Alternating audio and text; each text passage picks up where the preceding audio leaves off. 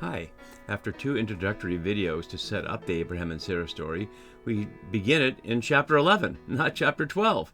And as you can see on the right side of the screen, that's because, as we saw last time in Rosenberg's structural analysis, the story that begins in chapter 12 is framed by two genealogies, in this case the genealogy of Terah.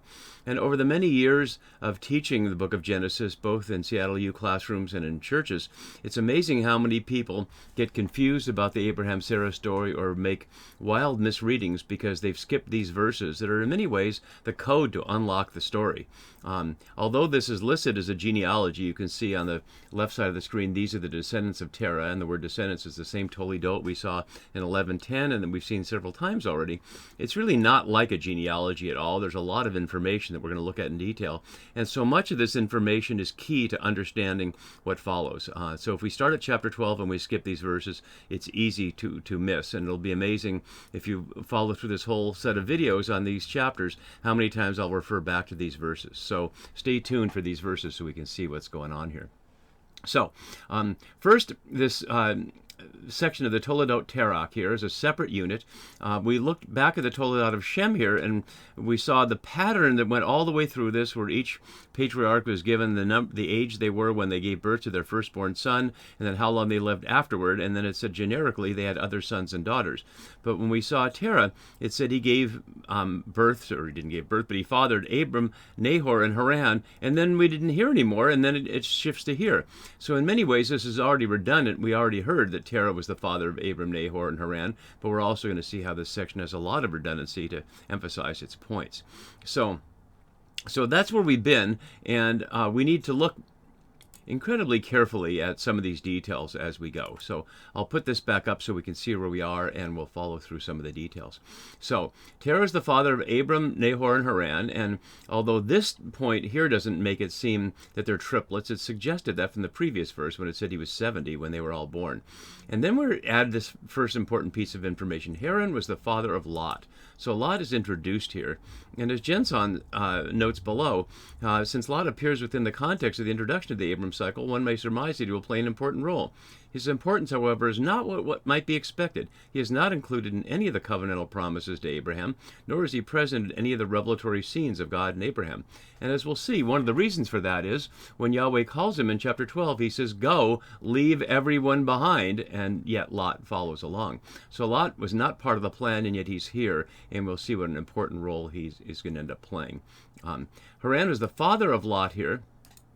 No wife is named for Haran as they are for Abram and Nahor, and he's not going to be that important. We'll see in the next verse he dies before his father Terah in the land of his birth, Ur of the Chaldeans. The phrase land of his birth is literally land of his kith and kin, Moledetov in Hebrew, or as Westerman suggests where his kin lived. We see it's used in a number of other places, both a couple times in Genesis and elsewhere.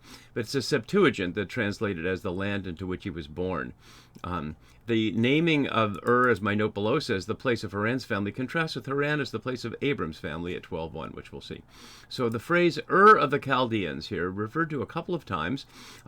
One of the interesting things is that the Septuagint doesn't know the word Ur, so it takes it as a synonym for Eretz, meaning land. And so in the Septuagint, we get land of the Chaldeans.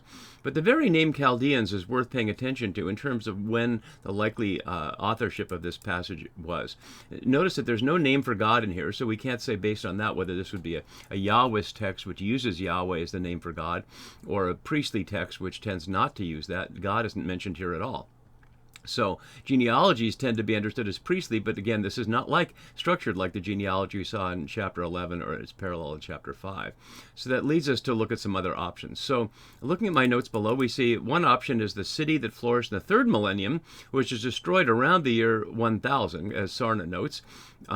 Although he suggests it was earlier, but retained a commercial importance, but flourished again in the Neo-Babylonian period, which is to say the period in which the Babylonians conquered Jerusalem and took the elite into exile. So suggesting that Ur is in the mind of the writer here, that this could only be from the time of exile. Why would somebody in the 10th century Solomonic era know about or suggest that their named patriarchal ancestor came from that obscure place? And as even Westerman, who's one of the last of the scholars writing in the 70s and 80s trying to connect this to some historical events, notes that scholars are unanimous, at least in that time period, that can only be called Ur of the Chaldeans from this last period, long after Abram's supposed journey. So again, situating the story in the world of the authors in exile rather than a millennium earlier in the world of the story reference in itself. And the word for Chaldeans here, Kasadim here, is only a couple times, but we'll see it frequently in the prophets. And again, another suggestion of an exilic context, because Jeremiah, who has 46 of the 82 times in the Hebrew Scripture, is certainly writing just before and after the exilic period. And also 9 times in Ezekiel, another exilic author there. The issue of the Ur of the Chaldeans is one that we'll see in a moment as the first of several redundancies in this passage, but we'll look at that separately.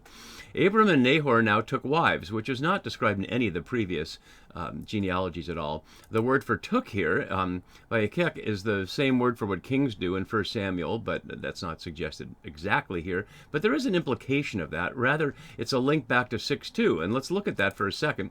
The sons of God took women for themselves from all that they chose. So that's an ominous reference back, because there we saw those sons of God are either angelic creatures or powerful imperial figures described as that at the time. That story expands into the book of Enoch and the story of the Watchers, and that's a whole other thing that we won't go to right now. Also, they took women, not wives, as I've noted several times, and I'll keep repeating it throughout this section. There is no word in Hebrew for husband or wife. There's simply a possessive pronoun, my wife, his wife, that kind of thing. Or his woman, I'm sorry, not wife. So, took women. The name of Abram's woman was Sarai, and the name of Nahor's wife was Milcah. But as my note below highlights, these are not names at all. Sarai is not a name, but the title princess, while Milcah means queen, and as Westerman notes in Babylonian, technically in Akkadian, Saratu means queen, means specifically the wife of the moon god Sin, while Malkatu, princess, is a title for Ishtar, daughter of the moon god. And what do you know? Ur was a place that was a center of sin worship, as was Haran. And let's pause for a moment and look at a couple of maps from Google to see how that works. So here you see the map of the journey, and we'll also look at it on a biblical map, so we can see that there.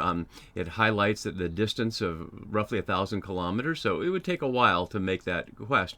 But here's a close-up of Ur, and there's the house that's supposedly Abraham's house in an Arabic mode, and that place is understood as a focus of moon god worship, of sin worship. And that will come out much later in the story, in the Jacob and Laban story, a couple generations later. But a detail that we should keep in mind as we continue through this. So what is it with the implications of the fact that these women they take do not have regular names, but are princess and queen? Before we get to that, try to answer that question, I'll just note here, as Phyllis Tribble notes, Milcah's lineage is notable, Sarai's is not. Nothing is said about Milcah's fertility, because what is important about her is her past, and what is important about Sarai is her future. So if Sarai was a princess of the moon god, a moon goddess, that may well mean that she participated in a ritual, which we'll explore more later, with the human king to symbolize the gods providing fertility to the Babylonian plain. And to do that would require the woman not be able to get pregnant, because what would be the status of a child of this princess in the sense of serving the moon goddess and not related to the king and the king. So various procedures were engaged, as far as scholars can say, to reduce the possibility of fertility, including basically starving young women like that so they would basically not lose their periods. And so perhaps that's an explanation for why in the next verse we hear that Sarah was barren, but we'll explore that more when the question of her child comes up in later chapters. So already we know quite a bit about this person, more than just that she's some random woman. And the name of Nahor's wife is Milcah, as we saw. And then there's this odd redundancy. She was the daughter of Haran, the father of Milcah and Iscah. Well, if she's the daughter of Haran, that implies that he's her father, isn't it? So it's a strange redundancy. Again, we'll look back at that in a minute. Iscah is only mentioned here. We know nothing about her, and why she's mentioned isn't clear. So now we get to Sarah was barren and she had no child. This phrase, though, the redundant phrase, is repeated a couple of times here in Judges 13 and Isaiah. So as Westerman notes, a lapidary formula used to introduce the theme of the infertile wife. And it sets up that all will depend on God's intervention. And perhaps that suggests there's a nice parallel here between the call in chapter 12 and the call in the beginning. Out of the emptiness, chaos, or barrenness, God's speech brings forth newness. So really emphasizing a new start to the story here after the primeval history. But the word barren can mean multiple things. Akara here used as barren in a couple of places, but as Will Gaffney notes, it's an agricultural term implying that the soil, Sarah's womb, is inhospitable to life. And we know a number of ways in which female human fertility will be paralleled with the earth's fertility. In the Garden of Eden, we'll see in chapter 18, where Sarah's moisture from sexuality will be parallel to the moisture of the Garden of Eden. But as Aviva Gottlieb Zornberg notes, the word can also mean uprooted.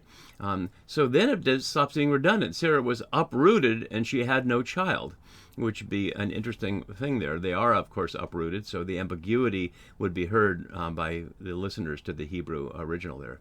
And then let's bring this up so we can see an interesting play on the words in Hebrew there. So I know you probably can't read the Hebrew, but I've highlighted in red these common letters between the word toledot and valed here for child, veled, which is very unusual. The normal word for child is yeled. And as again Gottlieb Zornberg notes, the only word in Hebrew beginning with a vav, which usually just simply means and it's a connecting letter there, but it's that same root as you can see. So the irony, of course, is she would have no future generations if she's barren, if we translate this as barren and has no child. So no toledot for Sarah. But of course we know that's not what's going to happen. So we get to verse 31, and there's a lot going on there. Let's listen to the whole verse, then we'll go back in some detail. Terah took his son Abram and his grandson Lot, son of Haran, and his daughter-in-law Sarai, his son Abram's wife, and they went out together from Ur of the Chaldeans to go into the land of Canaan. But when they came to Haran, they settled there. Phew, a lot going on there. Let's break it down here. So took here is the same word as we saw for took women, but no reason is given for this. And he takes Abram, but not his other son. We don't know why.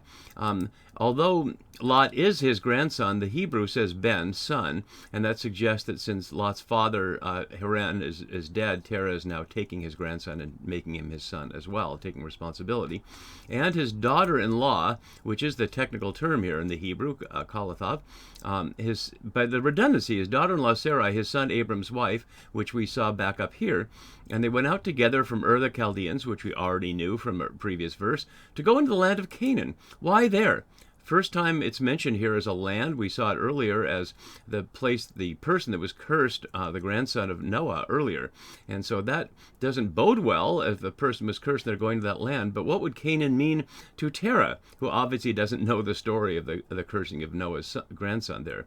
But when they came to Haran, they settled there. So let's look at this map here a little bit to see some of these details. So the journey is here, and eventually, of course, Abram will complete the journey down to here. But what we can see from that is the opposite direction is the journey of exile. Because when Jerusalem was destroyed, they certainly wouldn't have traveled across the barren desert that way. As you can see, this route, as we also saw in Google Maps, follows the Euphrates River, which is the only habitable way to do it, to the most distant outpost in the west of the Mesopotamian Empire in Haran, again, a locus of sin worship. Again, sin, the moon goddess, not the moral category in biblical understanding.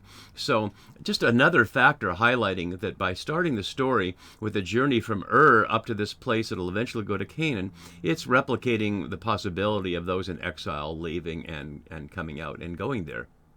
And so they're going to take that journey, and they settled there. And there's a question of settling. Previously, it was the Tower of Babel story, and that's not so good. And in 13, we'll see that there's a conflict over it there.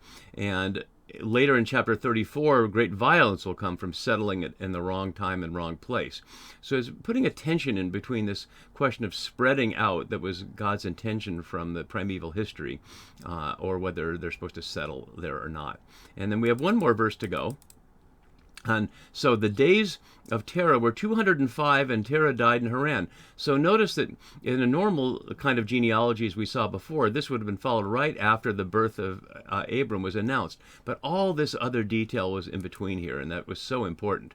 And as my note below says, there's no projection to the future, a future into the story world, since as Abraham is introduced in these verses, he is 75, making Terah 145, and Terah remains alive for all those more years. Which is to say, as many scholars have noted, that since Terah was alive for so much of this time, he was the nominal head of the family. So the idea that Abram, as we'll see in the next video, and you can already see in the next verse, will be called to leave that behind will be quite a violation of the patriarchal family order that we see of the father being in charge in the rest of his life of the entire family. Very different, of course, than the cultures that most of us in our modern world are grown up in and live in. So before we close for today, let's look at a couple more things. I created this little chart of the redundancy in these chapters to highlight this first part is repeated from the verse before, and so it's not repeated technically in this genealogy, but there it is. And Haran was the father of Lot is here, and then Lot, son of Haran, is named there. As I noted, Ur of the Chaldeans twice. Abram's woman was Sarai, and Sarai is son Abram's woman here. And the daughter of Haran, the father of Milcah and Iscah, and Sarah was barren and had no child. A lot of redundancy. And for writers who tend to use words sparsely and don't provide a lot of detail that readers might want, it's an odd thing, but it really highlights how important these words are, these verses are, and that the repeated parts are things we really need to remember. If we forget Sarai and Milcah and what the relationship is, that's going to create some problems later. If we get where they're from, that's going to create problems, etc. So one last thing before we go, and I'm not going to read this, but I'll post it on the website, and I just want you to be able to have access to it because it provides a fun example of how the Midrash fills in some of the gaps that the authors don't provide. For example, why are they leaving? Why are they going on this unbelievable life-risking journey, a journey that almost nobody could imagine taking, leaving behind the settled and safe and luxurious place of a Babylonian city like Ur and going out into the wilderness by yourselves on a long journey, certainly one you've never taken before, to go to a strange place. It's certainly a journey that would have imperial commerce on it because Haran is part of the Babylonian Empire, but still they're a small band by themselves, and as we'll see, they're already pretty old. So no reason is given in the story, so the Midrash fills it in. And again, I won't read the whole thing, but if you look at the very big first few verses, we get some sense of it. Terah, the father of Abraham and Haran, was a dealer in images as well as a worshiper of them. Once, when he was away, he gave Abraham his stock of graven images to sell in his absence. In the course of the day, an elderly man came to make a purchase. Abraham asked him his age, and the man gave it as between 50 and 60 years. Abraham taunted him with want of sound sense, and calling the work of another man's hand, produced perhaps in a few hours his God. The man laid the words of Abraham to heart and gave up idol worship. And so we see from the beginning that Terah represents the dominant culture of the old world, but Abraham, even as a young man, is already doubting that and already cynical about the religion of Babylon, and eventually becomes a problem for Terah. And so, according to the Midrash, they leave so that Terah won't get in trouble because his son is going against the normal religion of the place. So again, the Midrash highlighting that the contrast that they see at the beginning of the story is between the way of life in Babylon and the way of life that Yahweh, their God, will lead them to. And that's what will unfold in the stories that follow, whether Abram and Sarai can listen to that voice and live a way differently than is normal, quote unquote, normal to the world around them. And that's the story that will begin next time. See you then. Bye-bye.